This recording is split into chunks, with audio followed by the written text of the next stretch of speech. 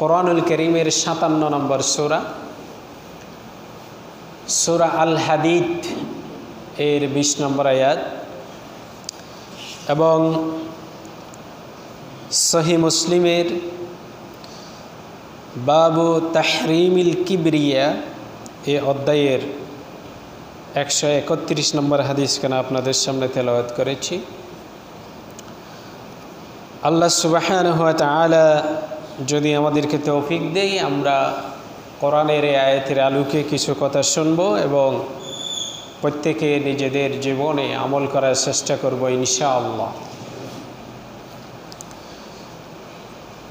মূলত এই সূরাটি আল্লাহ সুবহানাহু ওয়া তাআলা নাজিল করেছেন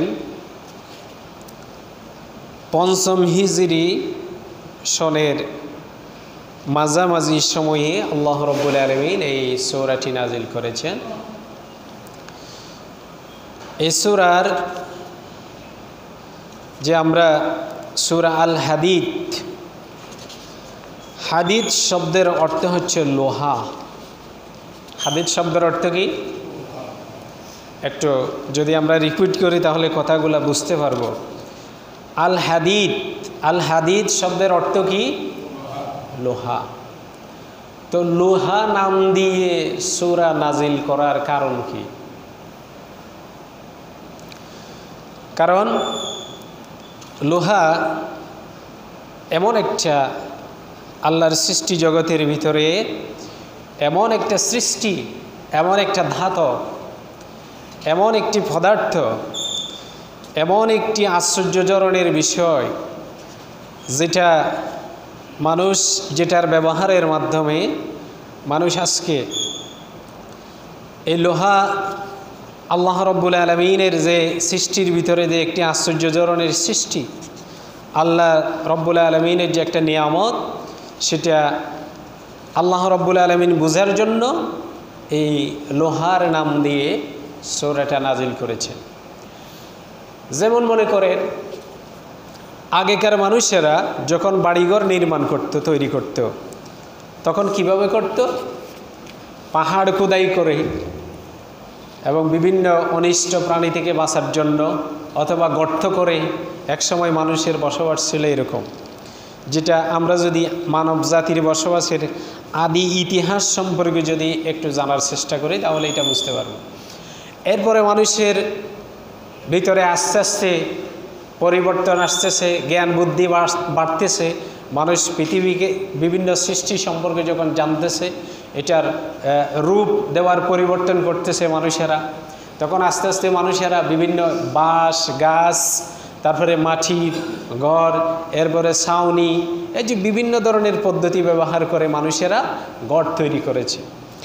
এরপরে পর্যায়ক্রমে এসে লোহা যে আল্লাহ সুবহানাহু ওয়া তাআলা সৃষ্টি করেছেন, এই সৃষ্টিটার পেছনে মানুষ, আমরা যদি বর্তমানে চিন্তা করি যে বর্তমান পৃথিবীতে সবচাইতে উঁচু দালান, সেটার নাম কি? আমরা কেউ জানি না। ব্রুজ দুবাই সবচাইতে উঁচু দালান, একেবারে সর্বোচ্চ ১২০ তলা। ১০০ কয়তলা? এটা শোনেন নাই আপনারা? কয়তলা ছিল? ১২০ তলা। এই যে ১২০ তলা একটা বিল্ডিং মাটির উপরে দাঁড়িয়ে থেকেছে, এখানে যদি লোহার যদি ব্যবহার না হতো ১২০ তলা কি থাকতো? এটা করা যাইতো না, যাইতো। আমরা দেখেন পুরাতন কিছু বিল্ডিং দেখা যায় ইটের, তাও কিছু কিছু লোহা ব্যবহার করে, ওইটা ১ তলা বা ২ তলার উপরে যাইতে পারে না, তাও লোহা ব্যবহার করে। শুধু লোহা ছাড়া যে বিল্ডিংগুলো আছে এগুলাতে ছাদ ব্যবহার করে না, স্বভাবত এমনি ওই যে ইটের দেওয়াল বা পাথর দিয়ে, মাটি দিয়ে তৈরি করেছে, উপরে অন্যান্য ছানি দিয়ে রেখেছে। তাহলে যে আমরা যে লোহার ব্যবহার করি, লোহা এমন একটা সৃষ্টি যেটা আল্লাহ সুবহানাহু ওয়া তাআলা আশ্চর্য ধরনের সৃষ্টির ভিতরে একটা সৃষ্টি। বলি আলহামদুলিল্লাহ। যে লোহার কারণে মানুষ আজকে যে আমরা যে বলে আসমান ছুঁইতেছে, আসমান ছোঁয়া বিল্ডিং মানুষ তৈরি করতেছে, যদিও মানুষের পক্ষে আসমান ছোঁয়া সম্ভব না, কিন্তু আমরা যে আমাদের চোখের যে দৃষ্টি, এটা মনে হইতেছে আসমানটা একটু উপরে উঠলে ধরা যাবে, কিন্তু কি এটাকে সম্ভব না। এখন যদি কেউ দূর থেকে ধরেন 3, 4, 5 মাইল বা 10 মাইল 20 মাইল দূরের থেকে যদি ওই ব্রুজ দুবাই ওই বিল্ডিংটা যদি দেখে, মনে হবে যে বিল্ডিংয়ের আগা যেখানে আসমানের সাথে লেগে গেছে, এরকম মনে হবে না দূর থেকে তাকাইলে? তো আসলে আল্লাহ সুবহানাহু ওয়া তাআলার সৃষ্টির ভিতরে লোহা এমন একটা সৃষ্টি, এবং লোহার ভিতরে এমন একটা নিদর্শন। হযরতে দাউদ আলাইহিস সালাতু ওয়াস সালামের একটা মুজিজা ছিল লোহাকে কেন্দ্র করে। সেটা কি? উনি যখন হাত দিয়ে ধরতেন, লোহা ওনার হাতের স্পর্শ লাগার সাথে সাথে লোহা পানির মতো, তেলের মতো একেবারে তরল হয়ে গলে পড়তো। সুবহানাল্লাহ। এটা ওনার মুজিজা ছিল হযরতে দাউদ আলাইহিস সালাতু ওয়াস সালামের। সর্বপ্রথম এই জমিনে লোহার ব্যবহার এবং বিভিন্ন অস্ত্রপাতির ব্যবহার হযরতে দাউদ আলাইহিস সালাতু ওয়াস সালামের মাধ্যমে হয়েছে। উনি শিক্ষা দিয়েছেন, এটা সর্বপ্রথম মুজিজা এটাই ছিল, এবং পরবর্তীতে অন্যরা আস্তে আস্তে ব্যবহার করেছে। তো আল্লাহ সুবহানাহু ওয়া তাআলা এই সূরা আল হাদিদের সূরার ভিতরে 25 নম্বর আয়াতে আল্লাহ রাব্বুল আলামিন বলতেছেন যে وأنزلنا الحديد فيه بأس شديد ومنافع للناس وليعلم الله من ينصره ورسوله بالغيب إن الله قوي عزيز। আল্লাহ বলতেছে, আমি যে লোহা তোমাদেরকে দিয়েছি, এই লোহা নাজিল করার, লোহা দেওয়ার পিছনের কারণ হচ্ছে মানুষ এটার শক্তি ব্যবহার করে বিপুল ধরনের, বিভিন্ন ধরনের সরঞ্জামপাতি, অস্ত্রপাতি এবং বিভিন্ন কাজে মানুষের ব্যবহারে আসবে। এজন্য আমি যে লোহা দিয়েছি তার কারণ কি? ওয়া মানাফিউ লিন-নাস, যাতে মানুষের উপকারে আসতে পারে, মানুষ যেন এটাকে কাজে লাগাতে পারে। ওয়ালিয়ালামাল্লাহু মান ইয়ানসুরুহু, এবং এই লোহার কারণে, এই লোহার ব্যবহারের কারণে, লোহার মুজিজার কারণে, এটা একটা আল্লাহর সৃষ্টির ভিতরে একটা আশ্চর্য ধরনের সৃষ্টি।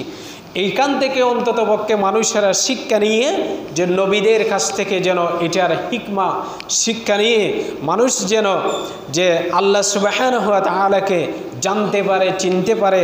ওয়ালিয়ালামাল্লাহ, যেন আল্লাহকে, আল্লাহর জ্ঞান সম্পর্কে, আল্লাহ সুবহানাহু ওয়া তাআলা তিনি যে কত বড় সে সম্পর্কে তারা যেন জানতে পারে, এবং রাসূলদের নিকট থেকে তারা যেন হিকমা জ্ঞান শিখতে পারে, বিল গায়বি, অদৃশ্যভাবে। তাহলে এখানে এই আয়াতের ভিতরে আল্লাহ সুবহানাহু ওয়া তাআলা শেষের দিকে বলতেছে ইন্নাল্লাহা কাওয়িয়্যুন আজিজ, নিশ্চয়ই আল্লাহ সুবহানাহু ওয়া তাআলা মহাশক্তিধর এবং পরাক্রমশালী। তাহলে দেখেন, এই যে লোহা যদি আল্লাহ না দিত, লোহার উপকরণ যদি আল্লাহ সৃষ্টি না করত, তাহলে সারা পৃথিবীর মানুষ একত্রে মিলিত হয়ে লোহা কি বানানো সম্ভব ছিল মানুষের পক্ষে? না, কখনো সম্ভব ছিল না। এবং এই পৃথিবীতে হযরত আদম আলাইহিস সালাতু ওয়াস সালামের আগে যে সমস্ত মানুষেরা নাকি বসবাস করত, ওনারা যে তাদের বসবাসের স্থানগুলোও ছিল মাটির ভিতরে, মাটির গর্তে, না হলে পাহাড়ে।